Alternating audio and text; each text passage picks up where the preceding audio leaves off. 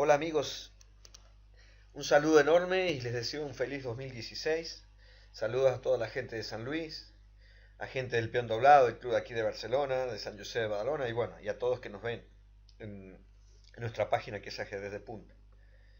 Hoy tenemos el grato honor de mostrarles una partida muy conocida, seguramente mucha gente la habrá visto.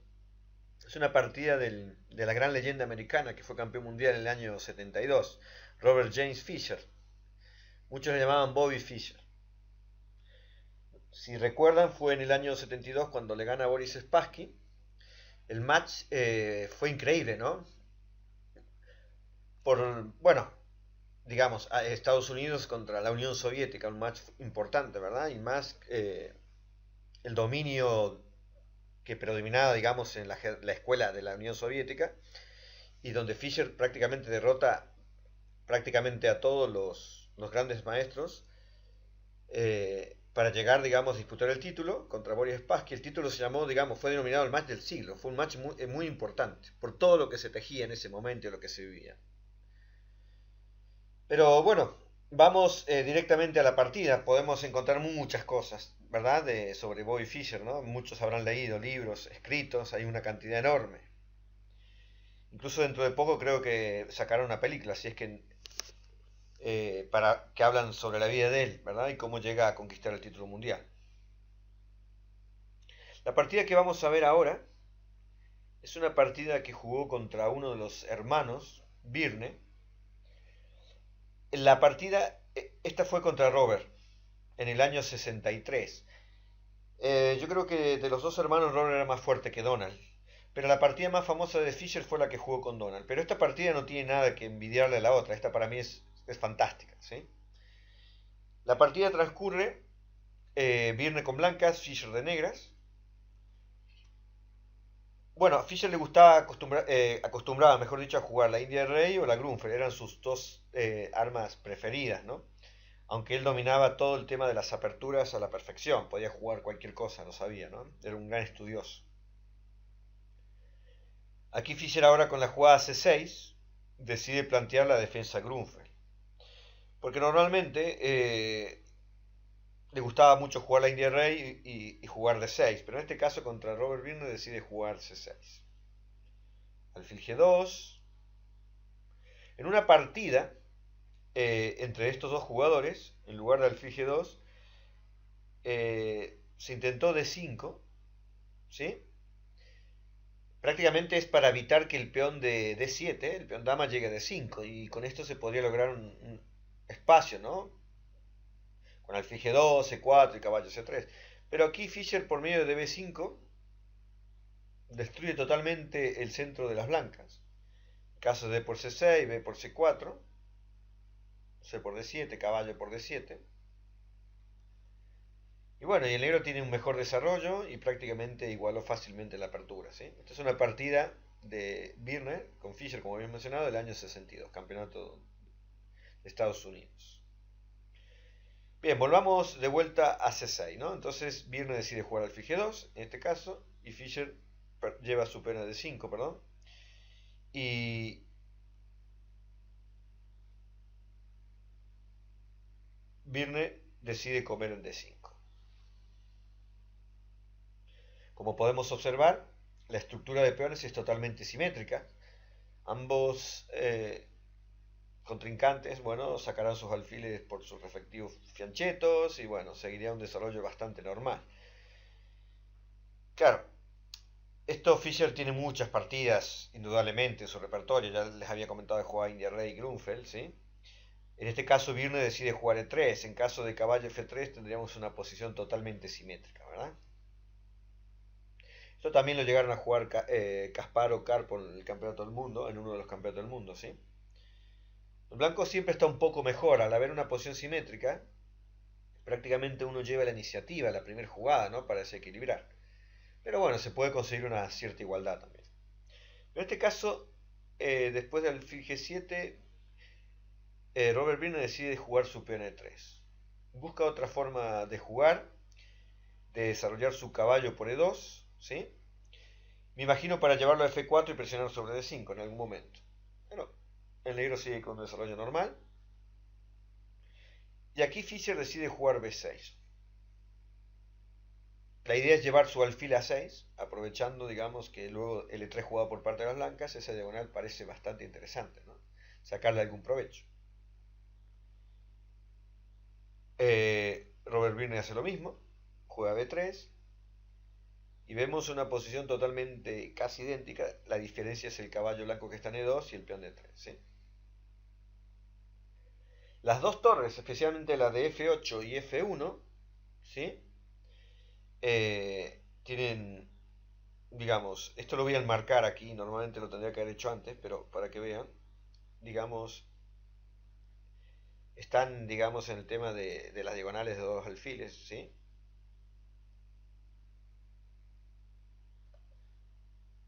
Y entonces es normal que estas dos torres peligren y que ambos, digamos, jugadores quisieran sacar las torres de ahí, ¿verdad? Entonces Fischer mueve su torre de 8. Claro, uno piensa, la idea de Fischer es sacar la torre de 8 para que no haya tanta influencia del alfil A3 sobre la diagonal, ¿no? Y en un momento mover el peón de 7, pero ¿dónde lo moveríamos? Claro, uno se pregunta aquí, después de dama de 2, lo normal seguiría por parte de la negra traer su torre a la columna C, ¿sí? Jugar torre C8 y bueno, y hacer... Y el blanco haría lo mismo, lo más probable es que se simplifique y tengamos una posición bastante equilibrada. Pero es increíble, ¿no? Después de dama de 2, Fischer elige una jugada que parece bastante extraña. E5.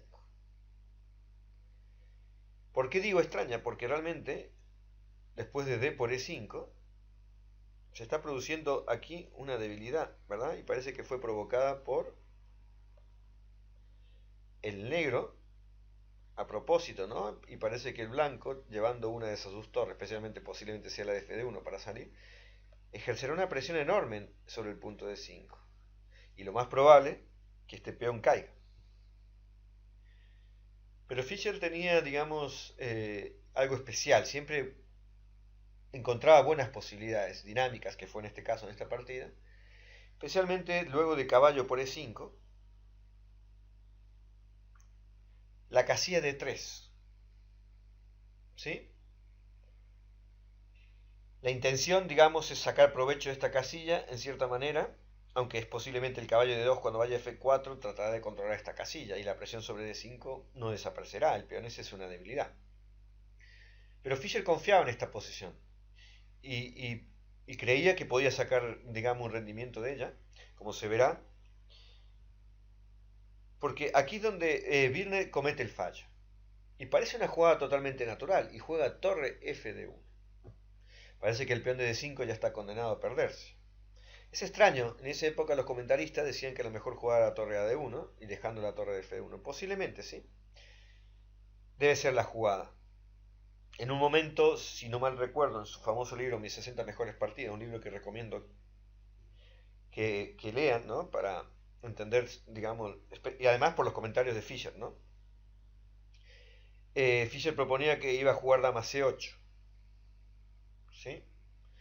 En caso de caballo por D5, caballo por, alfil por D5, torre D8, se produce un tema de clavada. El blanco tendría que desclavarse, ¿verdad?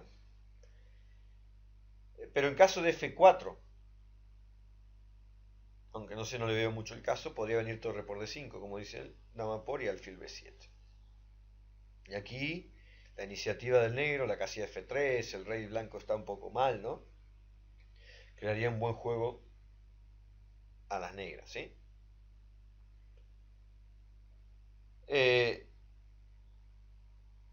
Esa era una opción, dama C8.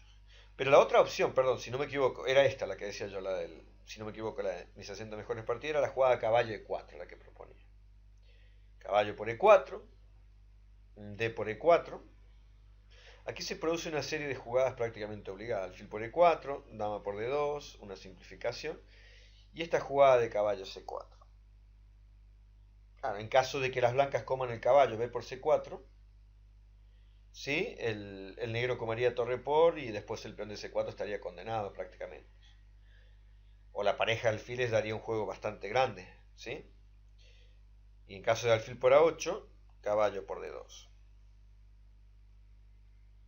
Torre D1, Y aquí terminaba la variante de caballo C4. Pero Averbach había encontrado en ese momento que esta jugada no era buena por alfil C6.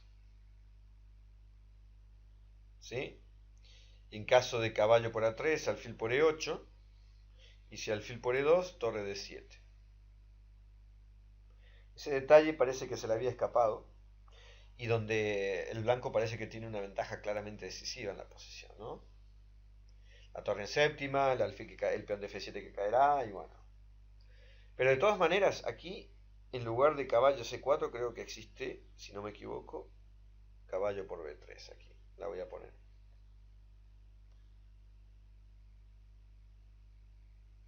Que parece ser mucho mejor. Es mucho mejor esta jugada, ¿no? En caso de alfil C6, ¿sí? Aquí el módulo dice alfil por E2 y bueno, y tenemos una posición bastante equilibrada, ¿no? Sí, parece que la jugada caballo por B3 era la correcta, ¿sí? Y podría llevar un equilibrio. Y no caballo C4 por el golpe de alfil C6, que como mencionó Averbach, daría ventaja a las blancas. Entonces, digamos que el negro sí tenía buenas posibilidades en caso de torre a D1, ¿sí? Dama C8 o caballo E4 eran dos jugadas posibles de hacer. Pero Robert Birne decide llevar su torre de F a D1 y sigue con la presión sobre el punto de 5 y sale de la clavada, digamos, del alfil de A6. Entonces ahora su idea es llevar su caballo F4 y seguir la presión sobre el punto de 5. Aquí Fischer juega caballo D3. ¿Sí? Entonces parece que esta jugada no tiene mucho sentido porque aquí Birne desplazó su dama hacia el costado y ahora la torre blanca amenaza comer, digamos, el caballo de 3 y son dos piezas prácticamente por la torre. Y el peón de 5 que sigue como debilidad. Indudablemente una de las cosas muy importantes cuando uno juega al ajedrez es preguntarse qué va a hacer mi rival, ¿no? Indudablemente Fischer cuando instaló su caballo en D3 sabía que Birne iba a desplazar su dama a C2, era una opción importante, ¿no? Porque está creando una amenaza directa. Siempre que veamos las amenazas directas son claves, ¿sí? Pero Fischer había tenido preparado una de las combinaciones más bonitas de la historia del ajedrez para mí. Y aquí decide sacrificar el caballo por F2. Parece lógico, ¿no? Porque el peón de 3 está condenado, ¿no? Después de rey por F2, que es lo que pasó en la partida. ¿Sí? Caballo G4 jaque. Con el rey no vamos a ir a F3 porque seguramente luego torre por E3 debe haber un mate en pocas jugadas. Entonces rey G1, caballo por E3. Y bueno, hay una amenaza sobre la dama y la torre D1. Y bueno, y uno piensa que, digamos, que aquí el negro tendría que recuperar prácticamente la calidad, ganar la calidad con caballo por D1. ¿Sí? Pero luego de torre por D1 la presión sobre el punto D5 sigue y hemos cambiado, digamos, dos piezas por una torre. Y si el peón de D5 cae, que es lo más probable, el blanco quedaría más o menos bien, ¿no? Porque serían un solo peón, digamos, por las dos piezas. Tendría el negro. Es poco, ¿no? Con dos peones sería más o menos interesante, pero ya con uno no. Pero lo bueno de todo esto, luego de dama D2, caballo por dama D2, Fischer decidió jugar caballo por G2. Hace mucho tiempo en un libro de Anthony Seyde, otro maestro americano, no recuerdo bien el nombre, habla sobre, digamos, de la batalla de las ideas en ajedrez, ahora se me vino a la cabeza. Y habla sobre esta partida. Y habla sobre que los comentaristas en la sala daban a Fischer por, digamos, mal, ¿no? Que había quedado inferior y que el blanco tenía una ventaja y que lo más probable les daría, digamos, el triunfo. Pero yo creo que los comentaristas, no sé qué comentarista era que cuenta Sadie, yo creo que no se enteraron de la partida, porque realmente Fischer había visto todo, de manera increíble aquí. Luego de caballo por G2, rey por G2, el negro decide avanzar el peón a D4, o sea, dando otro peón, pero incorporando el alfil de A6 a una nueva diagonal, y donde no hay una oposición. El alfil de las casillas blancas, como saben, fue cambiado, entonces el alfil de B7 ahora tiene una, digamos, enorme diagonal, donde uno se podría apoyar en ella y empezar a crear amenazas de mate. No se ve nada claro por ahora, ¿no? Pero esta jugada, la siguiente, aquí el blanco decide jugar rey F1. En caso de rey G1, vendría alfil por D4, dama por, y aquí hay una sobrecarga de la dama de D4. Entonces esta jugada daría ventaja decisiva a las negras. La torre de A1 se perdería, ¿no? Quedando con material de más. Posiblemente la mejor jugada hubiera sido rey F2, pero esto nos llevaría a la continuación de la partida. Luego de alfil B7 dijimos que Birne decide jugar rey F1, ¿sí? Entonces Fischer lleva su dama D7, una jugada silenciosa, muy bien calculada, y aquí donde increíblemente los comentaristas que estaban ahí, que cuenta en su libro, Anthony Seid, decían que Fischer ya está por perder, pero es increíble, ¿no? Cuando se enteran de que Birne había abandonado la partida, Birne le explica de que con esta jugada no hay una solución, digamos. La amenaza, indudablemente, es dama H3, y luego de rey G1 comer en D4 por la sobrecarga de la dama, que no puede defender el mate en G2 ni en D4, y es un mate elemental. Esa es la amenaza directa, ¿no? Entonces parece lógico que aquí el blanco tenga que mover su dama, en este caso podría ser a F2. Pero, si nos ponemos a ver aquí, luego de dama H3 jaque, rey G1, todas las piezas blancas están sobrecargadas. Aquí la voy a marcar un poquito cuál es la pieza débil, que en este caso sería la torre. El punto D4 y la dama F2. Y los puntos fuertes del blanco, del negro son G2, claro, la diagonal esta es muy fuerte, y E1. ¿Por qué marco E1? Porque aquí se va a producir, normalmente en la jerga ajedrecística le llamamos un cortocircuito. Las piezas que están en rojo están sobrecargadas, y la siguiente jugada, que es torre E1, ¿sí?, crea un caos en la posición del blanco. Por ejemplo, si torre por E1, alfil por D4, la dama no puede comer en D4 por el mate G2, entonces las negras se quedarían prácticamente con una dama de más, ¿sí? Esta jugada era maravillosa y Fischer ya la había visto cuando jugó, digamos, seguramente cuando hizo el D4 o antes cuando sacrificó caballo por F2.